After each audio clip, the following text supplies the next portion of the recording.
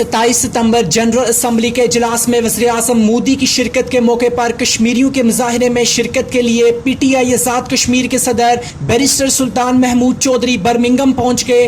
इस मौके पर इन्होंने तकरीब से खिताब भी किया। बैरिस्टर सुल्तान ने ओवरसीज़ कश्मीरी तारकीन वतन से अपील की कि वो एहतजाज में शिरकत करके अक़वाम मुत्तहिदा को पैगाम दें कि भारत एक गासिब मुल्क है। 5 अगस्त के बाद भारत ने सैकड़ों कश्मीरियों को शहीद और हज़ारों की तादाद में नौजवानों को गिरफ्तार कर चुका है। अक़वाम मुत्तहिदा कश्मीरियों को आज़ादी दे। और इन्होंने कहा कि पाकिस्तान कश्मीरियों का वकील है। इमरान खान जनरल असम्बली में कश्मीरियों की भरपूर नुमाइंदगी करेंगे।